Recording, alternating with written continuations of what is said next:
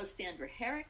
My producer is over there on the other side of the internet, Dana Iwana Francisco. I'm watching hummingbirds. My peacock is walking on the lawn. There's just the ever so slight sprinkle. Cats are here, bees are here. So obviously I'm outside on my deck. Welcome to the charm and the beauty of Unicorn Fields, and to the kind of almost wrapping up of summer. This is kind of crazy for me to think that there's a little color in the trees, and the crickets are chirping, so that means one and only thing: it's time to go buy pencils for school and new shoes and some kind of woolen outfit. So it's amazing how the nostalgia of this time of year escalates those feelings of anxiety inside of me, that even though I haven't, there's Alexandra, everybody, that even though I'm not going to school at the moment, as I'm in the school of life, that I want to go and just buy pencils and school supplies. Good morning, everybody. Sonia, good morning. Everybody, if you like this, please push like. And I want to thank Lily for making my new website.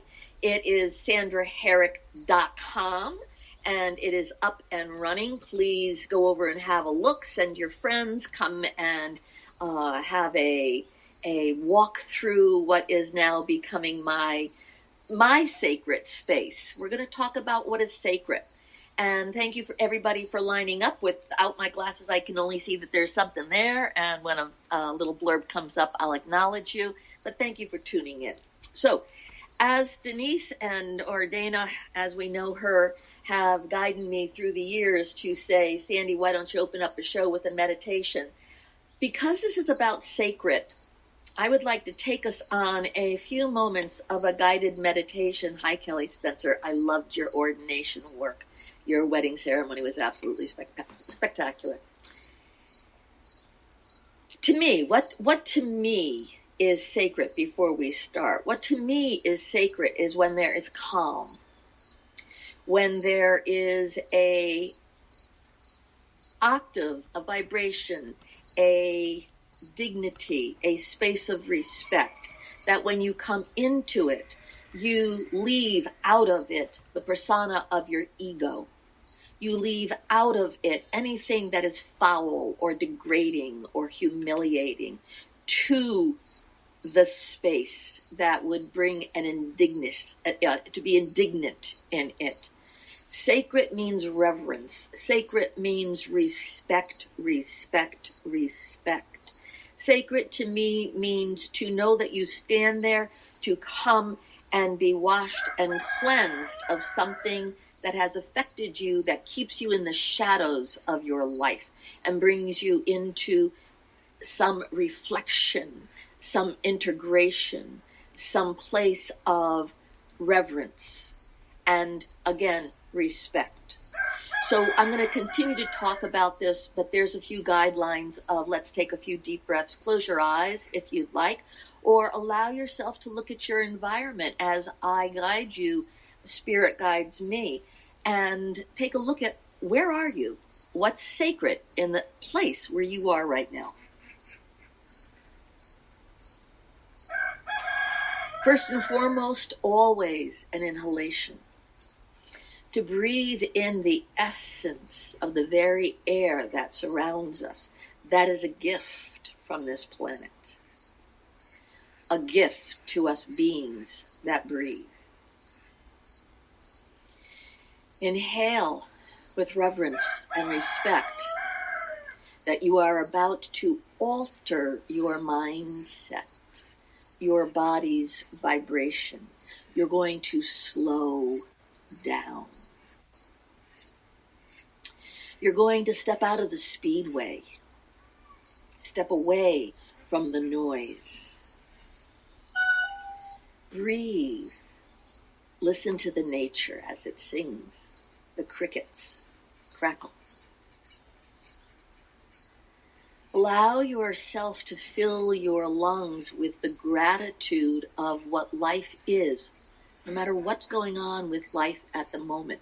I'm going to start belching, so we're getting holy here. And some work is being done. and blow out that which is the residue that would take you away or distract you. Let your mind just experience it. I'm going to keep belching here because Spirit's inside. Welcome to Unicorn Fields. Take a mental note of what it is you're thinking and what you choose to decide to bring your thoughts to in that which reflects peace. Everything is okay in this moment. One of the greatest things that you can really say is, I'm okay. In this moment, I'm okay. And breathe. So as we join each other in this place of calm, we decide and experience and explore with the singing of Alexander. What is sacred to you? Is a candle lit? Is it a fragrance that fills the air? Is it the sweet grass that burns or the sage that is ignited? It is the love that you think of when someone you care for lets you know you're thought of. Is it an environment that is clean of all obstacles so that you are not distracted or interfered with vanity, ego, or obstruction?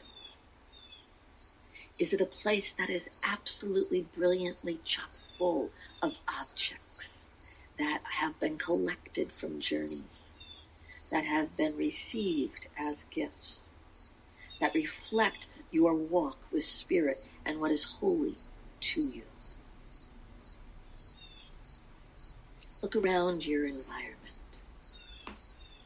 and know that for me, even being here on my deck, what is sacred is the attending to the plants that flourish by this time of the season, to the feeling of the yard that it reflects to me what I have asked it to be, and that is a safe haven.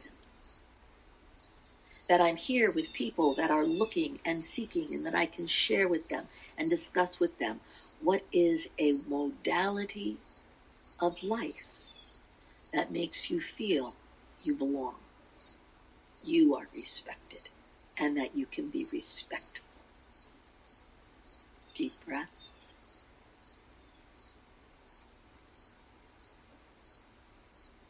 To know that it's a space where wisdom connects with you. Voices will speak to you. Spirit shimmers in showing itself to you. And the objects of love from the other side materialize. Deep breath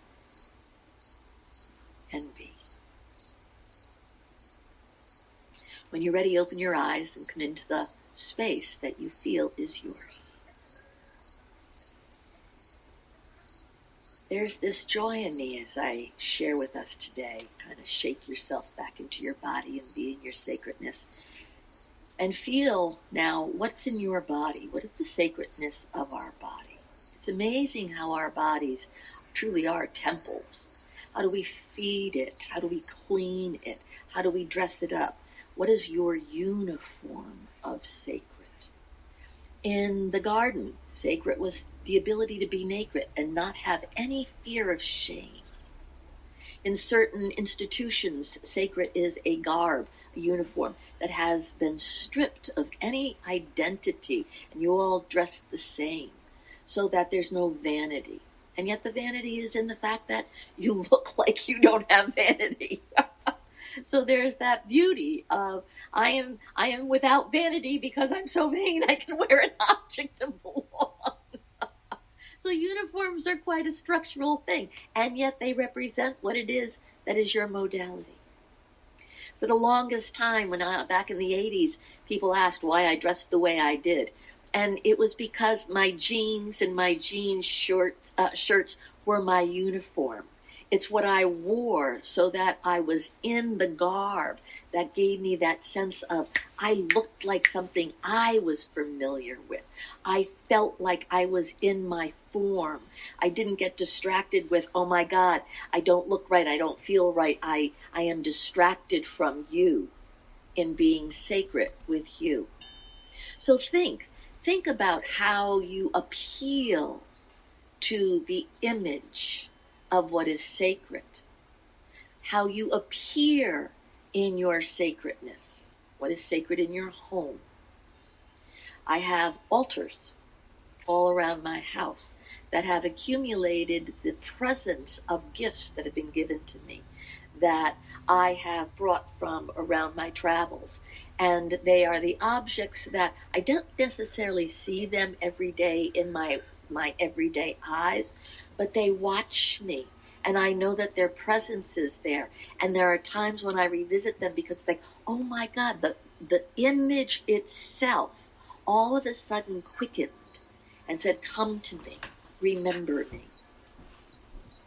In the moment that I was aware when Dana spoke to me about going out to the sacred space of South Dakota, to her Hamlesha, to be with the tribe, it changed my perception of, oh, I'm invited to go out there, to wait. I'm invited as a person to come and experience something sacred, and I needed to come as a sacred person, a person of gratitude, a person that was in respect for where I was going, but being respectful in myself. And it was a beautiful alteration in my psyche of I needed to bring a sacred gift from Unicorn Fields to bring to the chief, to the people. And it was from my husband, who holds that sacred octave here with the animals. Because right now, he's the one that collected these animals and brought them to the sacred land. So do you give respect to how you manifest or who brought you the sacredness that reflects you and keeps you in relationship with someone or a place? Having a relationship with a place, having a relationship with someone's sacredness. I have a dry mouth, so I'm gonna stutter, and I just want that acknowledged. Being able to be and honor someone's sacredness, even when we fall out of sacred space and become human. We have our slang, we have our personalities, we have our interactions with individuals, we have our opinions, we have chaos. And that forms something in our personality that justifies our life experience, or says, you know, this is the way I was brought up, or this is what my family does, or this is the way I was trained. When you come to sacred space, interestingly enough, it's not about you defining yourself. It's about you actually finding a place that has the original light of who you are, before all the shadow or all the interactions or all the chaos of how you grew up or what makes you feel the rough edges of yourself. It makes me want to cry when I say that. That's fascinating. It brings you back into the alliance of the original source of the creator, of how you are created. And this is not a belief system. You don't have to believe in anything to be in sacred space, because sacred space exists whether you believe in it or not. When you step on sacred or holy ground, it activates something inside you that makes you look or go quiet or be in a reverence.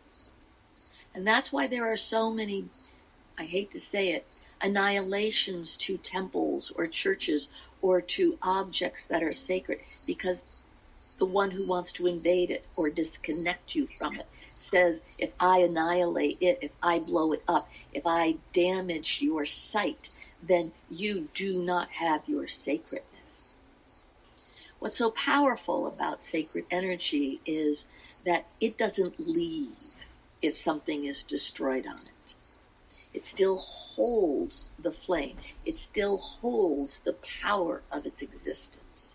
It still holds the magnetic ley lines of the way that it has been manifested through the architect of sacred geometry. So throughout time, when people were understanding the sacred geometry, they would actually find the ley lines of where the convergence of holy, sacred, or reverence lay on the land. So when we feel that someone is annihilating us, when we feel that someone is attacking or bullying or threatening us, when we feel that there is that invasion of, oh my God, how could someone say that to me? Or how could someone take away my dignity? Or how can someone deny me my existence? And it happens more and more and more and more. It is important to know that that sacred ley line inside you, that you have been created with in your DNA, in the universal law of the covenants of you being a sacred being, given the opportunity to be born, given the opportunity to be within a manifestation of everything that is here to provide for you and share with you, that it still exists in you. It is still sacred. And it's we who need to remember and come back to that point of reference that somebody would try to annihilate or deny you the right to believe in yourself. All these objects around me do not make me sacred. They reflect and remind me what is sacred inside me. And that's that I can hold them in that place of relationship. If it all disappears, could I recreate it? In all due respect, yes. Because of all the different times that I've moved throughout time, it's not that I went to sacred, therefore I am sacred. It's that there's a place inside me. And people used to say it all the time. My God, you can create an environment in moments and have it feel like home. All gypsies have to do that. The travelers of the earth had to do that. They brought the ash or the what was it? What was the movie? Fire. That they brought the amber that was lit, and there were keepers of that amber so that wherever they traveled to, they could light the fire, the warmth, the hearth. So today is about, yes, we could go to magnificent, spectacular churches. Florence is absolutely spectacular with where things are sacred. But we can also go out to the vast space of desert, where there's nothing but the atmosphere, the blatant land that I used to think when I was very, very new in all this business, living in New England with the lush grasses, the incredible abundance of trees and color and weather. And when I first went to the desert and someone said, isn't this sacred? It was like, how boring. There's nothing here. And it took time to be in the desert, to feel the voices, the whispers, to see the color in the rocks, to see how air moves and how storms come in. Being in New England, there were times you didn't see the moon rise above other than the trees, but you didn't see it come up over a mountain or a landscape so that you can see its eyes as it rises. To go to the desert, you are blatantly exposed. And being exposed to sacred is one of the greatest, fiercest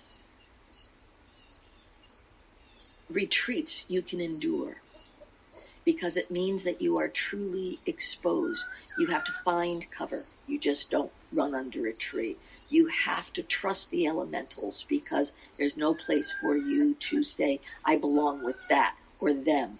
You are alone, and you belong to the animals, you belong to the wind, you belong to the snakes, you belong to the bones, you belong to the arid, prickly particles of something that says you are safe in all this beauty and harshness. There's a lot of safety in the beauty and harshness in life, and it's fragile. So let's take a moment. I need to see how much time I have. 10 minutes. I do go on. My chickens are over here visiting. In this moment that I ask you to think and feel, I ask you to come into this place where you are right now that feels attacked, overexposed, unsafe, questioned, challenged, and possibly lonely. And know that that is life. Good news, bad news, it is life.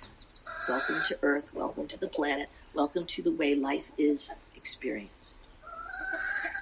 If I were asking you to take a breath and bring it to the center of who you are, that you dream to be, that you hope to be, that you want to be remembered as, or to remember as possibly truly being you, as the sun is starting to come out.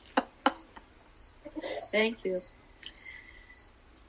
To know that this light is pouring in because it's already there. It's pouring into your external space, not just into your internal place. When we come into sacred, we remember. And it's one of the great things that I have learned throughout time is, why don't I come here more often? Why don't I sit in contemplation more open?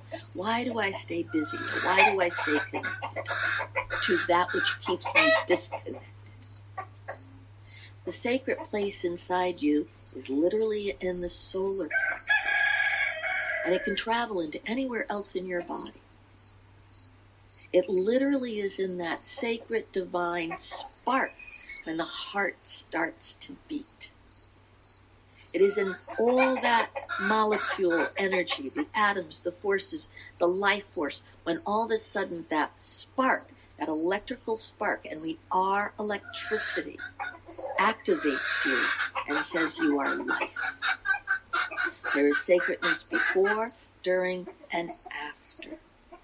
And while we're alive, the spark is that we are breathing.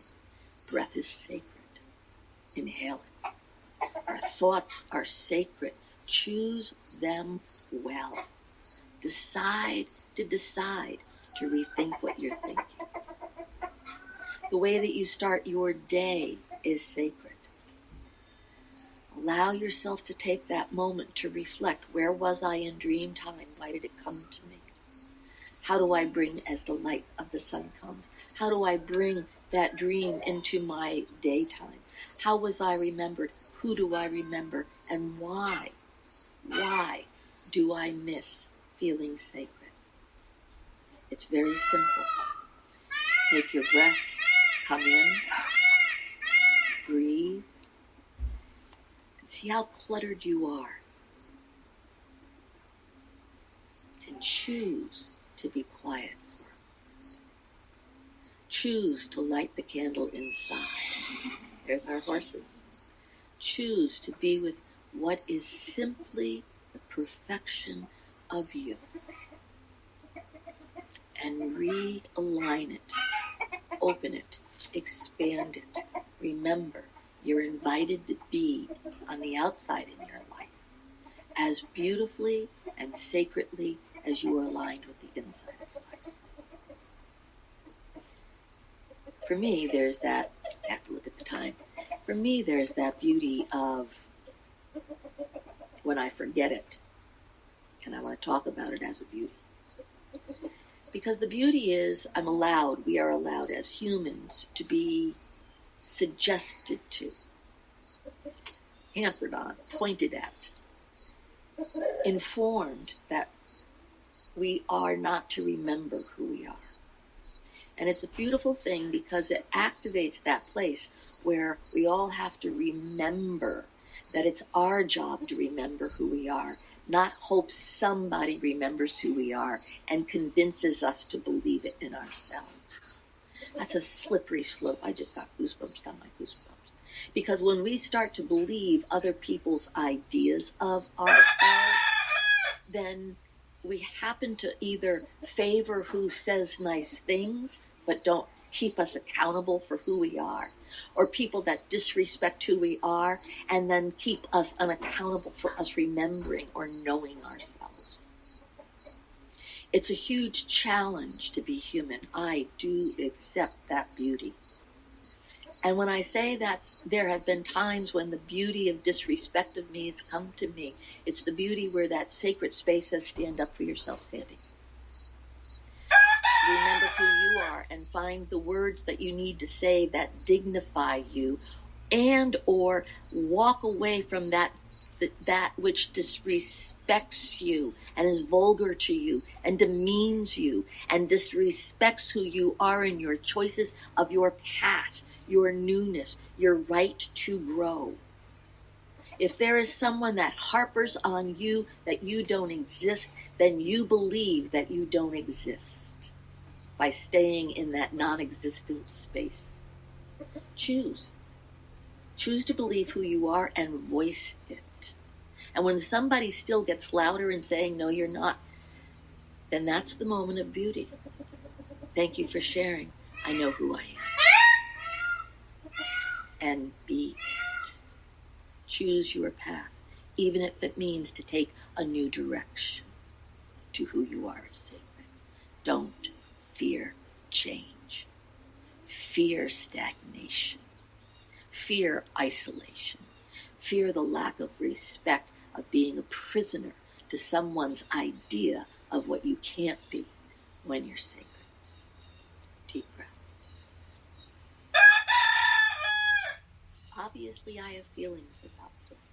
And I share with you the simple fact that you have the right to edit where you are and make your space sacred. Even let people know when I am in this space, the idea of your disrespect is not welcome here. I'll come out and talk to you later. We have options. When you feel controlled, you are not in sacred space, even by religions or organizations that say they're sacred. I have a little thing here. Kelly Spencer, thank you for starting my day in such a wonderful way. I appreciate this space you've created for us to come, center, remember, rejuvenate, blessings be to all. Amen, Kelly. And then kick ass. Be who you are. And allow yourself in your sacredness to be robust, to be original, to be the joy of who you are. Sacred doesn't always have to be, amen, and I'm praying, I'm quiet, and I'm shutting up. You can be proud of the fact that you have a voice and you found it. And you're finally telling people, this is who I am, and back up.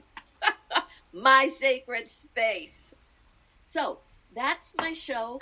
SandraHerrick.com is my new site. If you are interested in talking to me, email me at sandraherrick@me.com. Thank you over there in the studio, Dana. Thank you, everybody, for coming. There's so much on the website that is new and exciting. I'm off to Copenhagen to speak for the sacredness of horses, from the horse to the people, rather from the people to the horses. It's going to be a great adventure. I'll tell you all about it next time. Have a great day. Know that I love you for your outrageous sacredness, and blessings to all. Have a great day. Blessings.